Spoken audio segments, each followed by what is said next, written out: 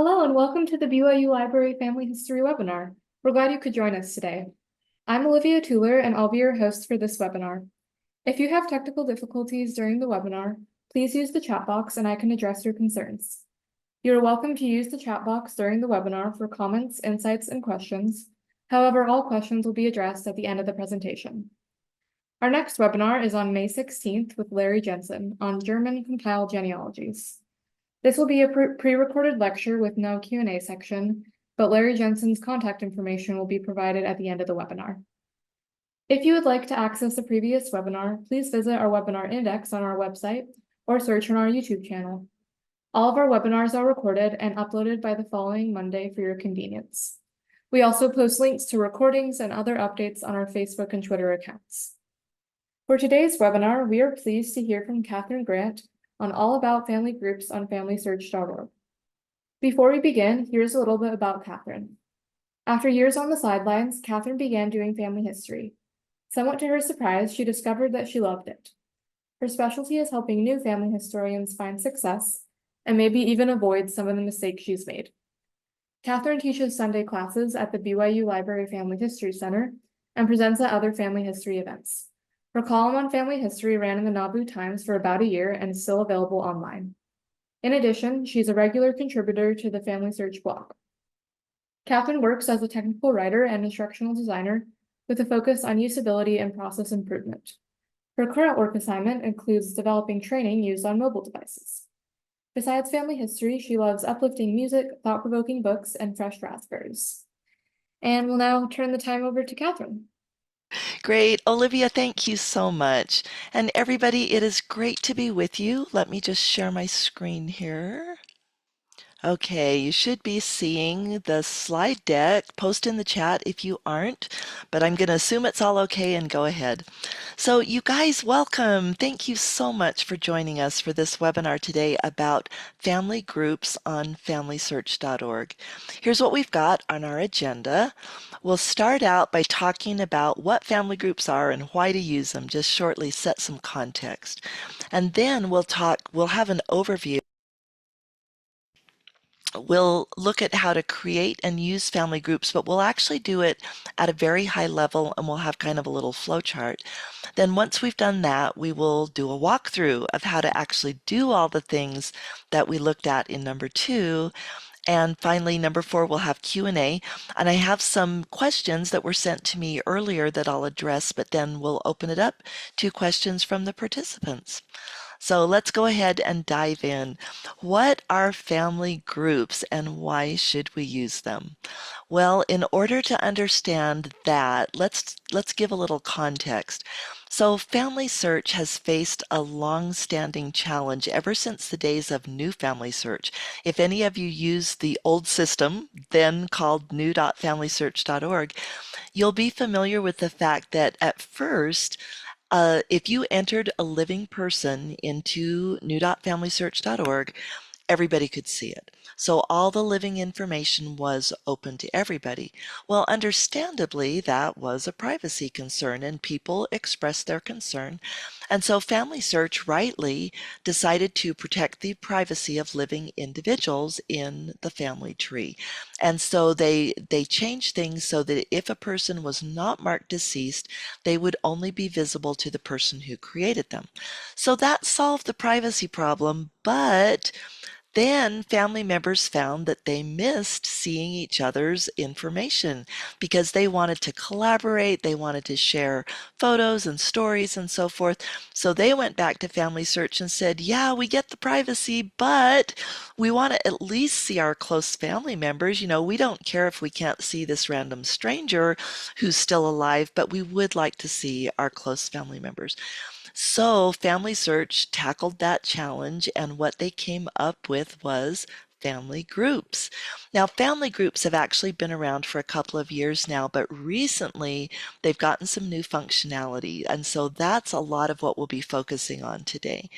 But basically, family groups are just private groups that you can create on FamilySearch.org where you can all see the same living family members. So why would you want to use family groups? There's four key reasons, probably even more, but here are probably the four common ones that they're the reason that people like to use groups.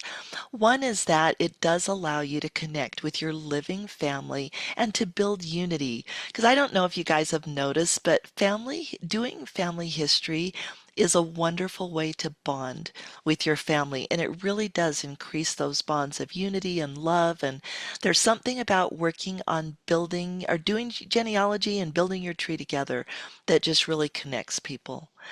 Also, here's a huge deal. It allows you to share living information while protecting privacy. So only the people in the group can see the information about other living family members. You can work together to build your family tree. And for those of you who have tried to do a family tree on your own, you know that it's a challenge. It's a lot of work to trace everybody and source everybody. When you've got a family group, you can actually work together and not only avoid duplication of effort, but you can divide and conquer and say, well, why don't you guys research grandma? And why don't you other people research grandpa or whatever? You can assign out the work however you want and be a lot more efficient. And it's also a great way to bond together when you come back and share what you've learned about your grandma, your grandpa, or whatever. The last reason is to preserve your hard work and family information for generations to come. So, a lot of you might be familiar with the fact that right now, if you have living people in your private tree that nobody else can see, and you attach photos to them and you mark those photos private because you don't want to compromise privacy, if you happen to pass away while those photos are still private, they're still private after you go, and Family Search will not mark them unprivate because they would need your permission to do that. So anything marked private basically becomes inaccessible once a person passes away, the contributor passes away, if they have not, if those are still marked private. So, but with a group, you've got a whole group of people that can see that information about living people, and so it doesn't become inaccessible. So those are huge reasons, huge benefits for using family groups. Okay, let's now look at a high-level view of creating and using a family group from start to finish. So here's the big picture. The first thing that you would need to do is to turn on the Family Group Trees experiment in Family Search Labs. And if you're hearing me say that and going, what? I have no clue what you're talking about. We're going to go through each one of these steps and give more detail. But just be aware that you got to turn on Family Group Trees experiment. And then after you do that, you would create a group with a Family Group Tree enabled. After that, you would actually create the group tree and add living people to it that you intend to invite to the group. Step 4 is then actually invite the family members to join. Step 5 is a little bit different in this flow, and that is that we would need to learn to understand how to navigate, because when you enable family group trees in this experiment mode, new menu options are going to show up for you in Family Search. And then finally, once all these steps are completed, steps 1 through 5, then you're ready to actually start using the family group features to collaborate with your family. So that is the big picture. Let's go ahead and walk through each one of those items. So step 1, turn on Family Group Trees, the Family Group Trees experiment in Family Search Labs. If you have not gone to Family Search Labs before, you are going to love it. This is a new section of the relatively new section of the FamilySearch.org website, where Family Search allows anybody, any registered user, to try out features that haven't been released to the public yet, but you can take them for a test drive. So they call them experiments because they're still works in progress, and each experiment is listed on this page. So you would go to this URL right here to familysearch.org/labs, and then look for the tile that says Family Group Trees. And on that tile, you would click the Try It button. When you click the Try It button, you will be taken to another page that gives you a lot of extra detail and also allows you to turn on what they're calling early access because, like I mentioned, these features are not on the public, like they're not available to the public, to everybody who signs on, but just to those who actually activate these experiments. So you would click Turn on Early Access here. But as a tip, there is a lot of great information further down on this page. So be sure to scroll down and see what else it's got, like a Q&A section. It explains the different roles of people who belong to a family group. It's just, I found it extremely helpful. So do be sure and look at that information. So when you click Turn on Early Access, then you are taken to your family groups page automatically. If you've already created family groups in the past, they will be displayed here. But if you haven't, then you will just see this heading and it will be blank beneath. So at this point, you can either create a new group with a group tree, or you can add a tree to an existing group if you prefer and if you have an existing group. So let's look at both of those options. Create a family group with family group tree enabled. So this assumes that you either don't have any groups created, or if you have groups created, you don't want to enable a tree for them. So on the family groups page, in our first scenario, we're going with creating the group. You would as you would think, you would click create group. And when you do that, you're going to get a pop-up that is very self-explanatory. If you want to add a picture, just click the camera icon, you give the group a name, etc., etc. Just fill it out. I want to call out two things here. You do need to enable family group trees here if you want to take advantage of the collaboration features that we'll be talking about in the webinar today. So be sure that you make this toggle active, that you do want the group to work together in a family group tree. And then also you'll want to read these agreements and notices and then check the check boxes that you've read them, because if you don't check these check boxes, this button to create the group will be grayed out and you won't be able to proceed. So that often trips people up, I've noticed, me included, because I'll go, why is that button grayed out? And it's because I haven't completed something on the form. So as soon as you've got the form all filled out, then click create group. And a quick note here that as the creator of the group, you become the administrator. And you can add other admins later, and you can even, once you've added them, you can remove yourself from being an admin if you want to. So we'll click Create Group here, and we're ready now to go to the next stage, which is to create a family group tree and also to add the living people that you will invite to the group. So before we actually look at the interface, at how you do this in the system, let's talk about what a family group tree is. Basically, it's a private tree that only group members can see. And here are some of the features of this private tree. Living people in the tree can only be seen by group members, not by anybody else on Family Search. Memories such as stories, photos, etc., can be attached to people in the family group tree, and visibility can be restricted to group members, although you actually don't have to. You can attach a photo, for example, to a living person, and the living person will not be able to be seen by anybody else, but the photo, you can mark that public, and that means that if people search for it with the photo search in the family search gallery, they would be able to find that photo, but they wouldn't be able to see the living person.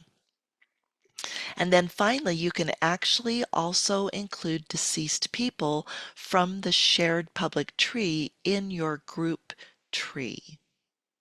I hope that makes sense. If it doesn't, please make a note of a question, and as Olivia said, we'll address the questions at the end of the webinar today. So that is what a family group tree is, and here's a caveat. Family group trees are still experimental. They're only available through going to Family Search Labs.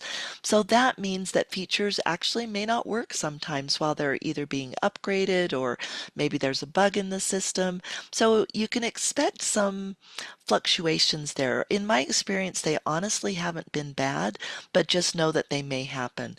And also, features may change. So as people make suggestions to Family Search for improvement, Family Search often will act on those suggestions. And so you may come in one day and find that a feature that you used to use has either gone or been replaced by a different feature or something like that. So just be aware again that there's some changeability in this experimental version of family group trees. And Family Search does request feedback because that's how the tree gets better and better. So you'll see links actually all over the place that you can click when you're in family group trees and the family group itself to offer feedback. There'll be little buttons on the side or links at the top of the screen or whatever. So please do share your feedback with Family Search. I do want to repeat one thing, though, that Craig Miller said at his Roots Tech address. And Craig Miller, if I'm recalling correctly, is a manager, an upper level manager of the development team.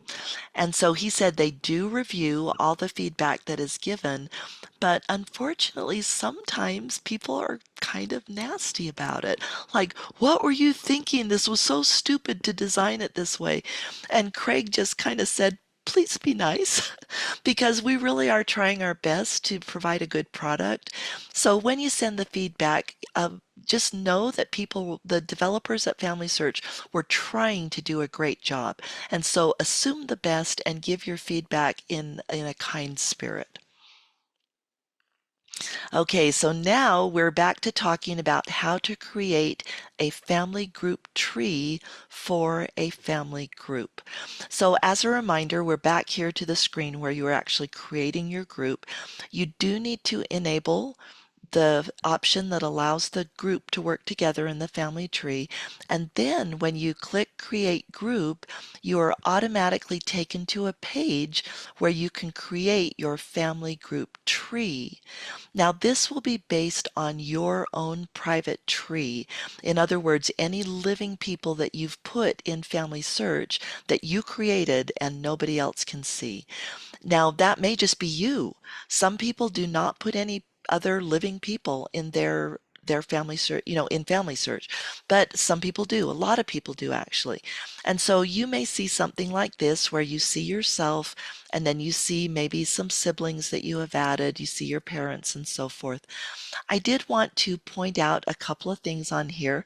There's a new feature that you will see on this pedigree view, which is the ability to expand your siblings. And this did not used to be possible. But for instance, here I have clicked this arrow and now I can see all my siblings. If I were to click this arrow next to my dad, I would see all his siblings. And also next to my mom, her siblings would open up too. So this is a very helpful feature to allow you to select all the people that you do want to be included in your family group tree. So once you've clicked all the people, you just click them and the checkbox gets checked. And also you'll see that the deceased people in the tree will have a checkbox checked, but it will be grayed out. So you actually can't personally select the deceased people that are showing up, but they will be automatically added. So after you have checked everybody that you want to include in your tree, then they are going to be on this list and you just look over the list, make sure it looks right. If anybody's on it that you go, oh wait, I really don't want them in this family group tree, I don't need to include them, whatever, then you can click the X to remove them. But once you're happy with this list, you click Copy to Group and it creates your family group tree. So this is even though this looks exactly the same as my old private tree, it's actually a new and different tree. But there's something to be aware of here. So the living people were copied from your private tree. They were not linked in any way. So they will have a new PID. So like here, this is a copy of me and it now has a PID that starts with G, but my old PID in my private area talked or started with a K. So it created a copy of me with a new PID, and every other living person, it created a copy of them with a new PID. But all the deceased people are actually from the shared public tree, and they use the existing PID that was already assigned in the shared public tree. Okay, let's talk quickly. That was how you would create a group and add a tree. Let's talk about if you have a group already that you want to add a tree to, and that is very simple. So you would go to the family groups page, and on the group that you want to add the tree to, you would click View Group. When you get in there, you'll see something similar to this, and one of the options will be to edit the group. So you click Edit Group, and you get a pop-up. Is this looking familiar? It's very similar to the pop-up you see when you try to create a group, but here we're editing it. So you would enable this option, and the checkboxes should already be checked from the time that you created the group, and then you would click Save, and that would add a tree to your existing family group. Okay, then this is a step that tends to be a bit confusing for people. It was very confusing for me when I was first trying to figure out how to use family group trees. If you want a living person to join your group, your family group, you have to add them to the family group tree first that you just created when you created the group. Otherwise, you cannot invite them to the group. So they have to show up on the group tree in order to be invited to the group. Fortunately, it's super simple. So on the family group tree, on the little tiles that represent the people, you're going to see a plus sign.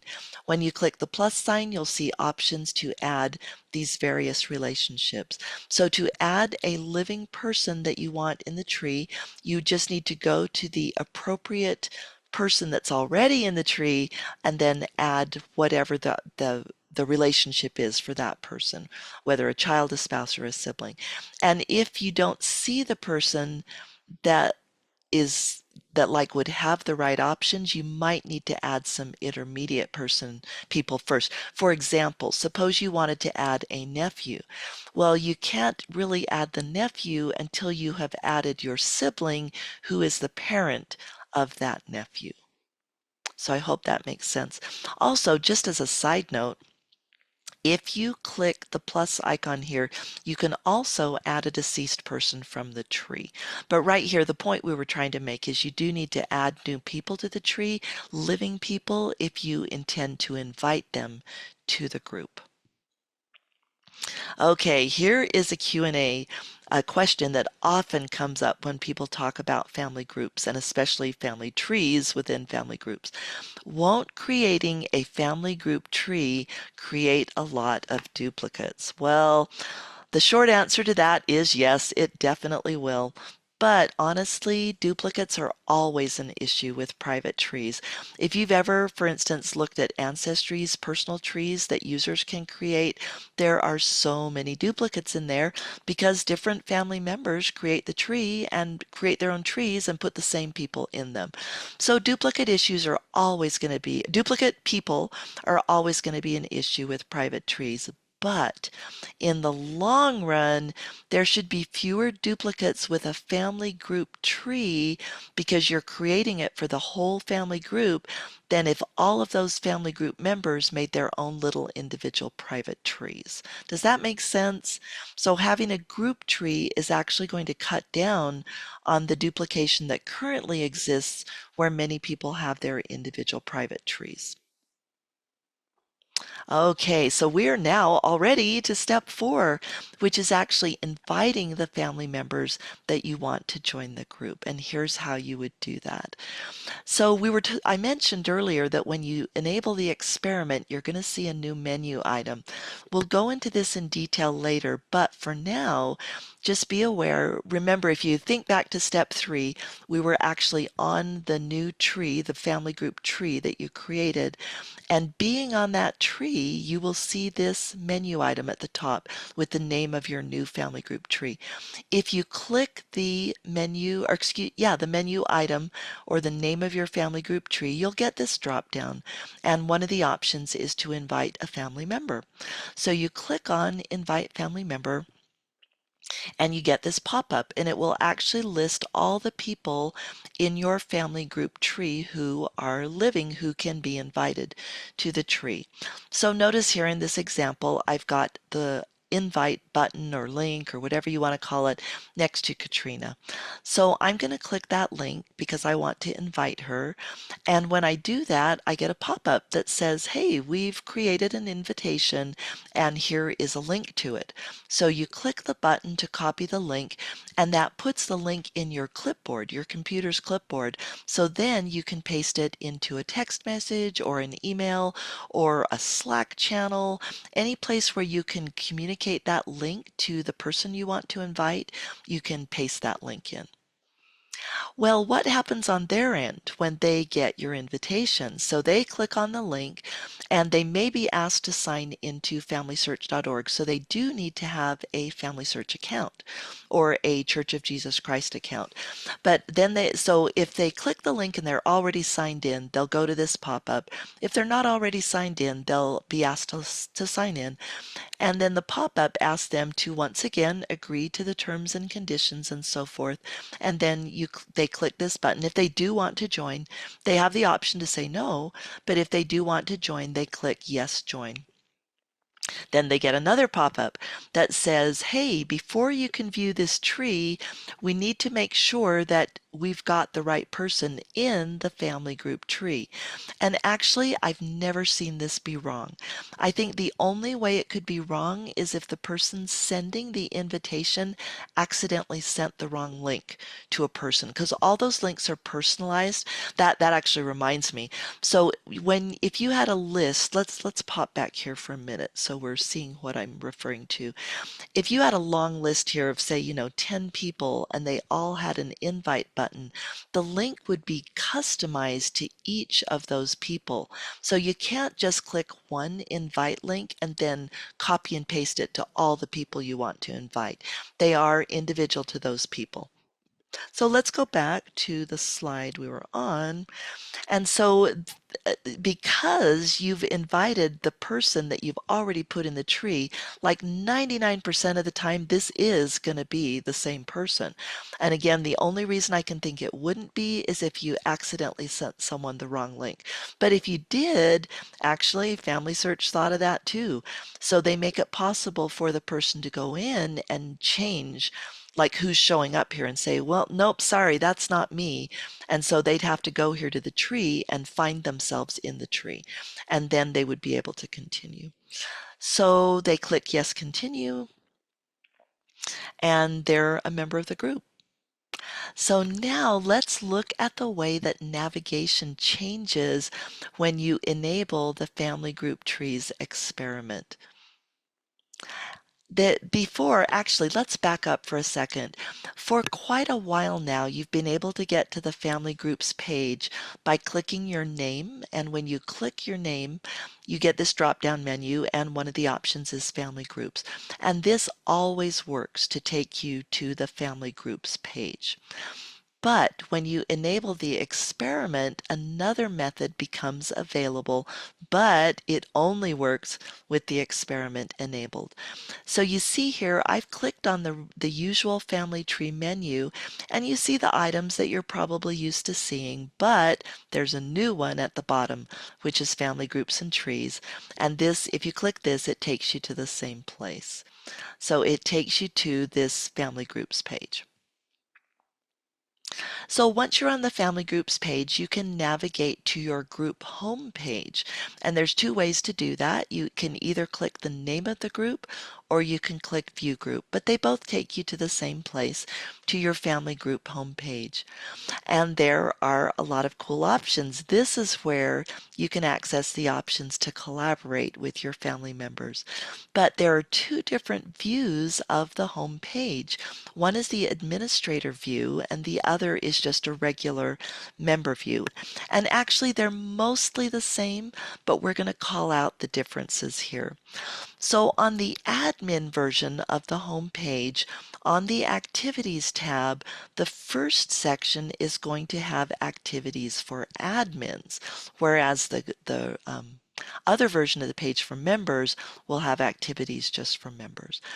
So these will be for admins. And then the other big difference is if you click the group members tab, we're not going to go into that right now, but it's just a list of members.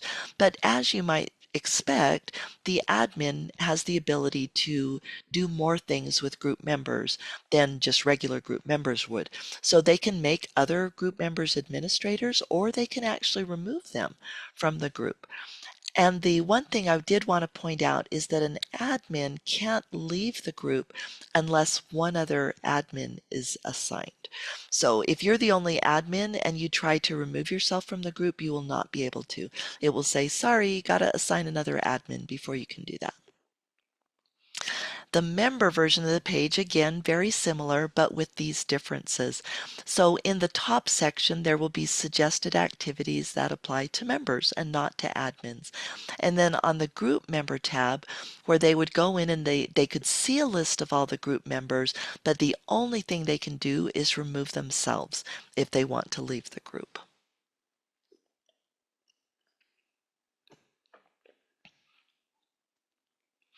Okay, let's talk about the new menu. So when you enable family group trees, as we mentioned, then at the top, you're going to have this new menu for the family group that you created, and it's a drop down. So when you click it, you get a number of different options. So the first options on the drop down menu are things pertaining specifically to groups. So you can invite a member, we already saw that. You can view the group details, and you can send a message to the group. And these same options appear on that family group page that we just looked at. The other cool thing is that this menu is they call it context sensitive. In other words, it displays options that are relevant to the fact that you're looking at a family group. So, or a family group tree. But right now you're not focusing on the public tree, you're focusing on your individual group and tree. So if you click tree here, it's not going to take you to the public tree, it's going to take you to your family group tree. Now, recents is the anomaly here. Recents is actually the same whether you're focused on your family group tree or whether you're in the public tree. So recents will just always show you the most recent people you've been looking at. But person list is a list of all the people in your group, and clicking family groups takes you back to your family groups page. So that menu, that's how that's different. And then also, this drop-down menu lets you switch between a group tree, and you can have up to 10 group trees. So if you wanted, say, a group tree for your dad's side and a group tree for your mom's side, you could do that, or any other breakdown that you wanted to do. So my niece and nephew are adopted, and they can work on both their adoptive lines and biological. So maybe they'd want to have a adoptive line and a adoptive group tree and a biological group tree. So there's all kinds of flexibility there. And then also, when you're ready to switch back to the public tree, you just click Family Search Tree, and then you don't see your personal family group tree up here anymore, but instead you see the family group tree, and it's just being in regular Family Search and seeing the public tree. So we are now to the sixth step, sixth and last step of this process, which is to actually start using the cool group features to collaborate with your family. So let's take a look at those group features. So first, you can work together on the family group tree. And the great thing about the group tree is the functionality is almost identical to regular family search. So you can do the same things in the group tree as you do in the shared public tree, such as add people, add memories, attach sources, add new people, and so forth. Oh, I already said add people, huh? I was thinking I said something else. Sorry about that. But you can do the main things that you do in the public tree. Another thing you can do is participate in the group feed. So on the home page, if you scroll down far enough, you will see that there is a place where you can post things very similar to any social media feed. So very similar to Facebook or just any place else where you can post items that other people are able to see. So in this example, I actually posted an item and other people can see it, and we're actually going to talk about this later on. And also, you would be able, of course, to read posts by other group members. The interesting thing is about making posts to the feed is that there are two ways to do it. So you can use this page as we just explained how to do, but also Family Search has released an app called Together, the Together app, and you can use that to post items to your group feed. Here is a quick look at the Together app.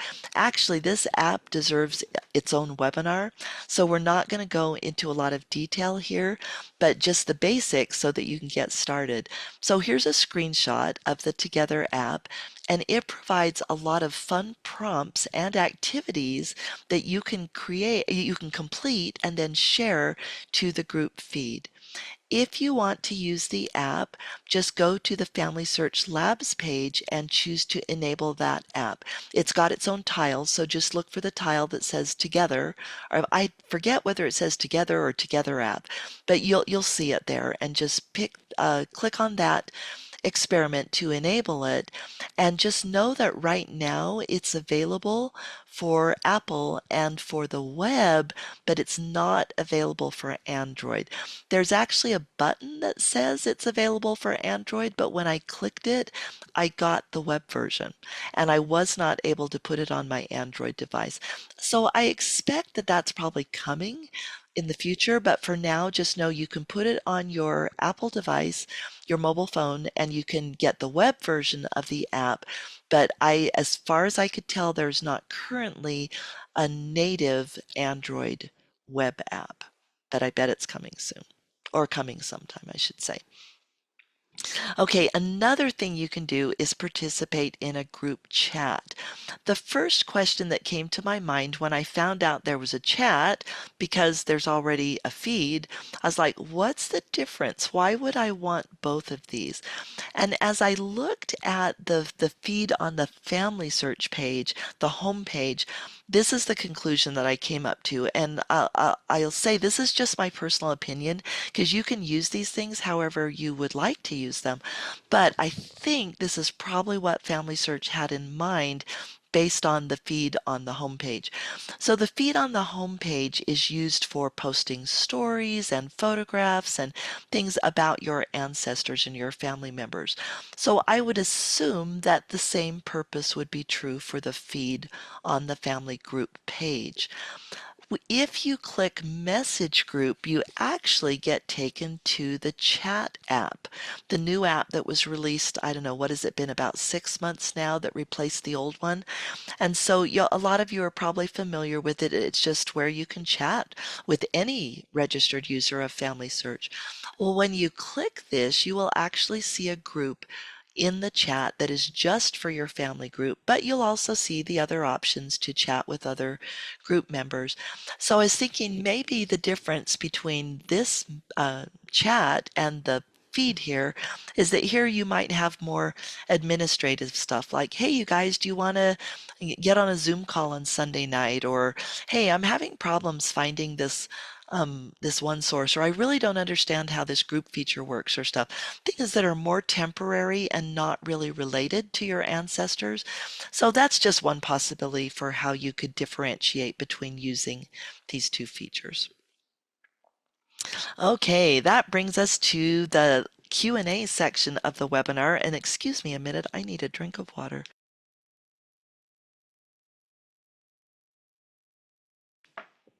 Okay, let's walk through some questions that commonly come up about using family group trees.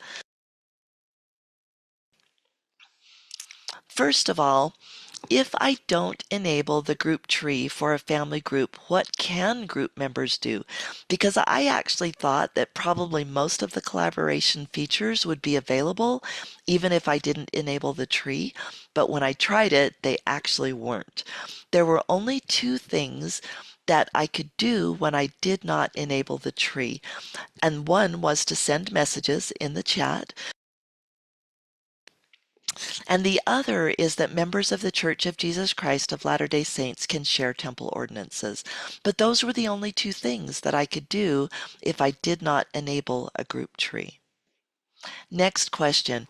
If you copied someone from your private tree to your family group tree in error, how do you delete them?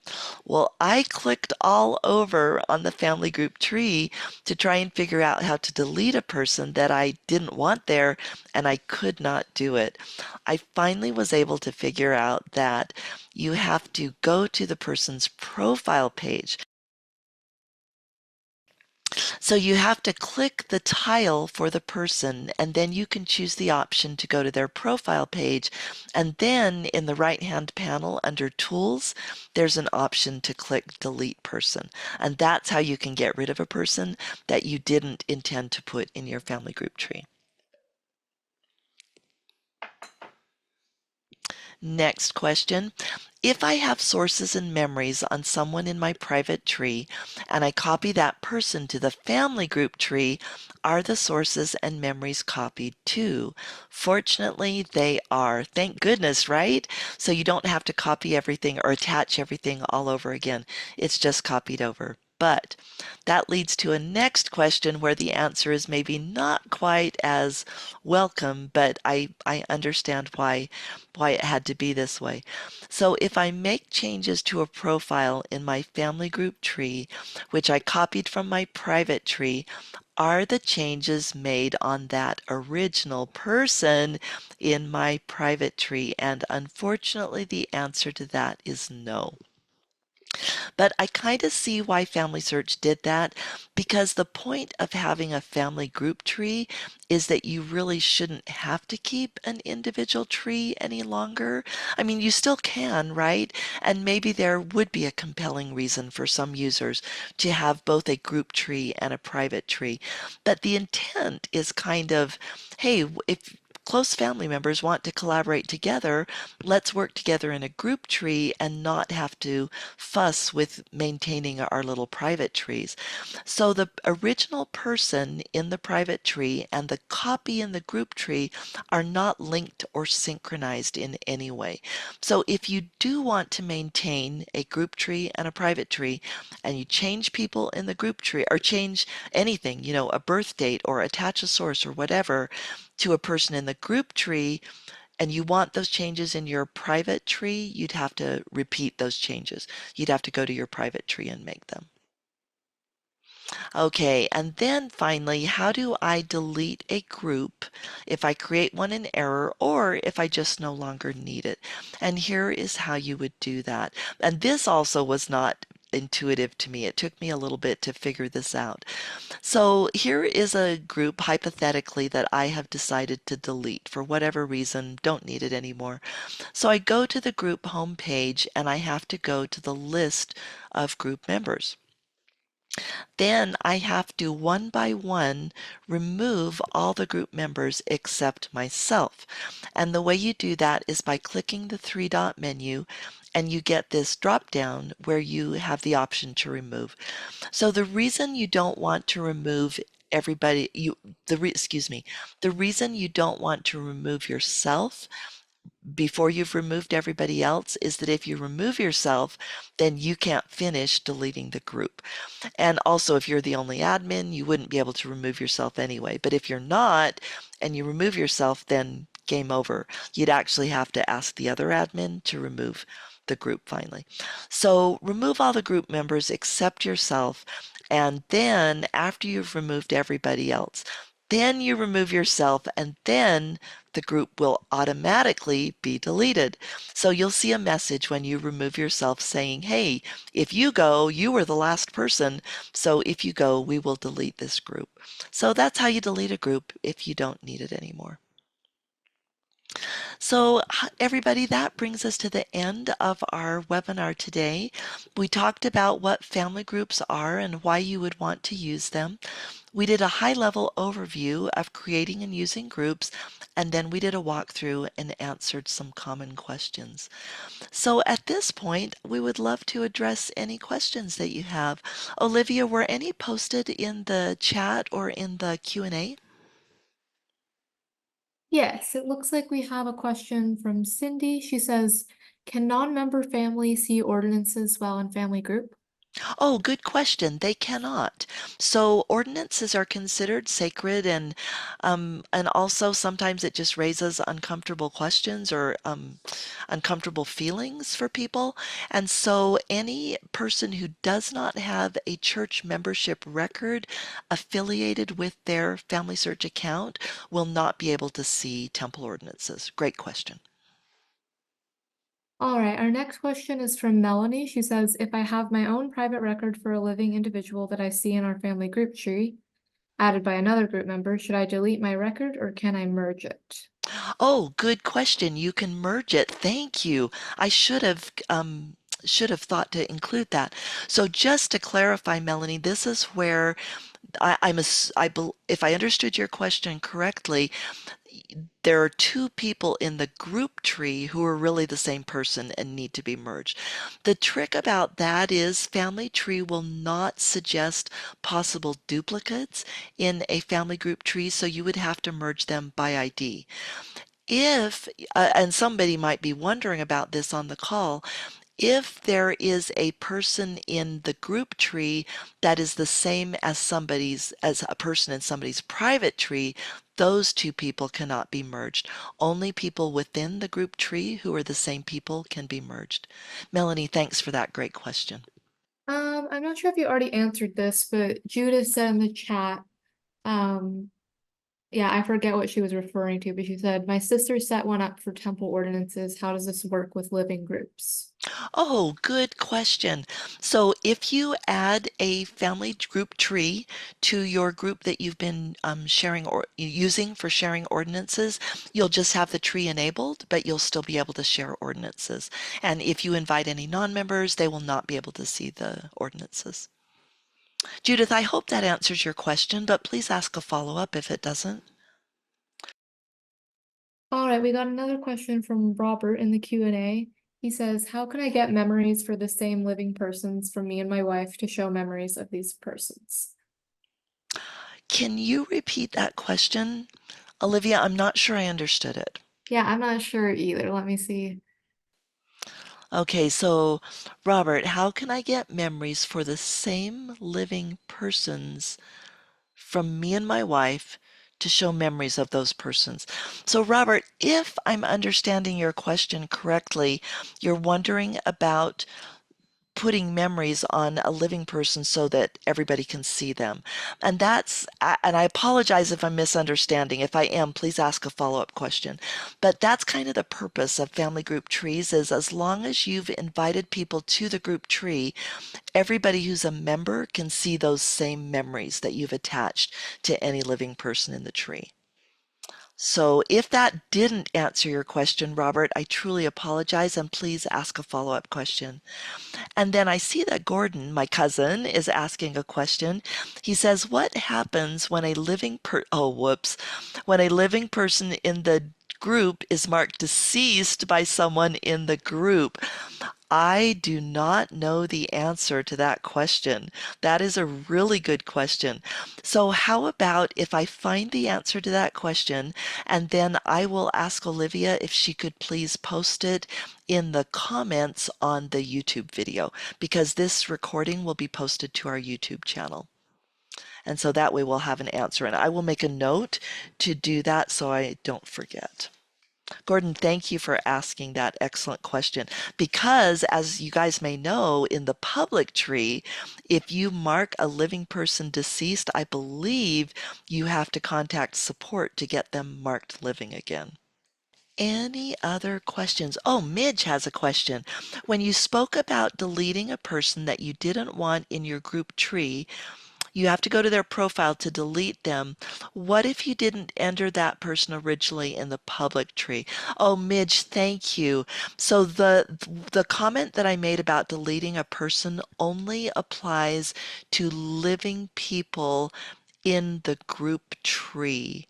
And you actually bring up a really good question as to whether somebody, like if I add a person in the family group tree, can someone else delete them? And I don't know the answer to that question. This is a really good question. Okay, I've got to, well, actually, Olivia, we can keep a copy of this Q&A, right? I think so. Yeah, I'll Okay, copy and paste the awesome. questions in case we can't. Yeah, I'm thinking, because I could take time to write it, but I'm thinking it would be better if we can just copy. So, Robert says, oh, thank you, Robert, for this explanation. I added a living person, and my wife has the same living person, but when I add them from my tree and from her tree, then we have a duplicate. Yes, Robert. So if I understand you right, you're saying that you've got a person in your private tree and you put them in the group tree. And then your wife has a person in her private tree and she puts the same person in the group tree.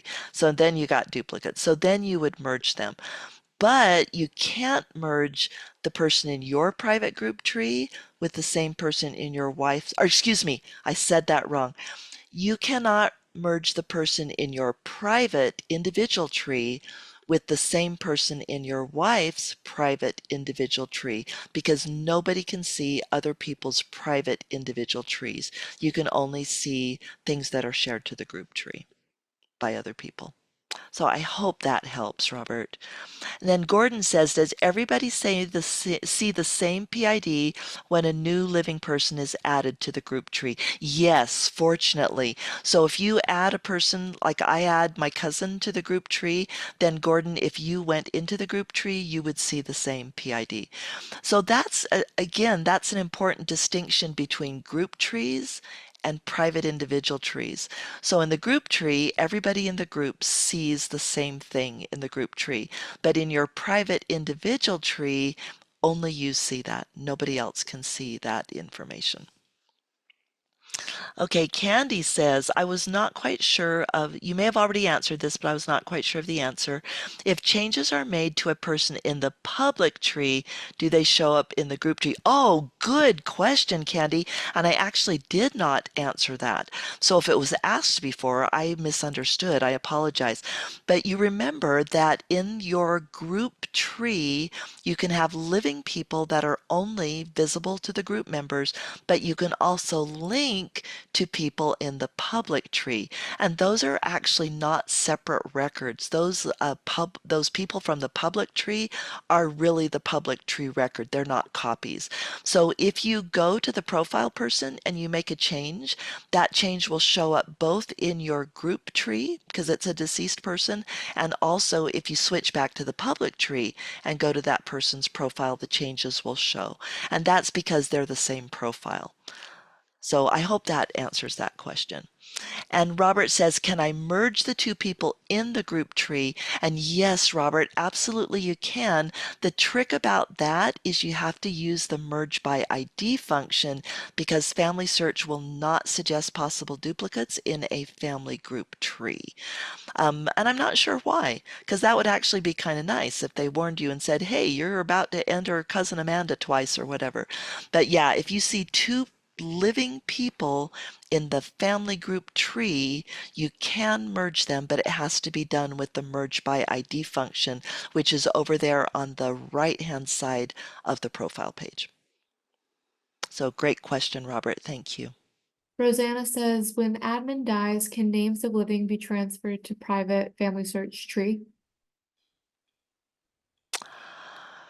Okay, so what I hear you saying, so if the admin dies, that actually doesn't affect the group tree because everybody else should still have visibility to the tree. And so you wouldn't really need to transfer them to a private tree. But if you wanted to transfer them, you would just have to enter them manually in your private tree. There's not a way to transfer people from a group tree to a private tree. You can go the opposite direction. You can copy people from a private to a group, but not the other direction. Thanks, Rosanna. Good question. Let's see. Anne says, if you have memories attached to your son in your private tree and your wife has attached memories to a copy of Sun in her tree, you will both copy your own copies into the group tree and merge them by ID. Yes, Anne, that's exactly right. Yeah, you were probably posting that as an answer to the earlier question. So yeah. And then let's see, Rosanna posted a follow-up. If I use the group tree to get info on all my siblings and our descendants, living and dead, but how do I get that to the private tree? Again, if I'm understanding, so you the only way to enter those same people that are in your group tree in the private tree is to actually enter them manually. So we're actually talking about three different trees here, just to be clear. There is a private tree which only you as a user can see. And if you add living people to it, only you can see those living people. Then there's the family group tree, which is associated with a family group, and that can be created by copying your private tree, and then you can continue to edit the group tree. And then there's the public tree, which is only deceased people, and any user in family tree can see that. So that's, I hope that helps kind of distinguish there. You probably, if you wanted to copy people from the group tree to a private tree, you can't copy them, you just have to enter them manually. So good question. And Anne also comments that once both copies are merged, all the memories from both profiles will be visible to the family group. And thanks for adding that. And Robert, I see that you've got a raised hand on Zoom, but unfortunately our platform doesn't allow us to do anything, like we can't unmute you. And so if you do have an additional question, that may have been left over from before, but if you have an additional question, please do feel free to post it in the chat or the Q&A. Oh, he says you answered my question. Great. Okay, awesome. And then we have one more from Gordon in the Q&A. He says, I would assume if the living person is marked deceased, then they become part of the public tree. Do all the memories and sources put in group tree show in public now? Yes, they will. Good question. All right, I don't think we have any other questions. That was a lot. Thanks for Awesome. going through those. Oh, glad to do it. And thank you so much, everybody, for those great questions. Because what I've learned is that when one member of the class asks a question, at least half the members of the class have the same question. They just haven't vocalized it. So, and I will follow up on those two questions in the chat that I couldn't answer and send the answers to Olivia so that she can put them in the comments on the YouTube channel. So you guys, thank you for coming, and I will turn the time back over to Olivia. Thank you everyone for joining us today. We hope you will join us for our next webinar, which is on May 16th with Larry Jensen on German compiled genealogies. This will be a pre-recorded lecture with no Q&A section. Larry Jensen's contact information will be provided at the end of the webinar. A recording of this webinar will be made available next week. You can view that on our YouTube channel or on our website. If you have any comments or questions, you can always email us at fh_webinars@byu.edu or follow us on Facebook and Twitter. Thank you and have a wonderful week.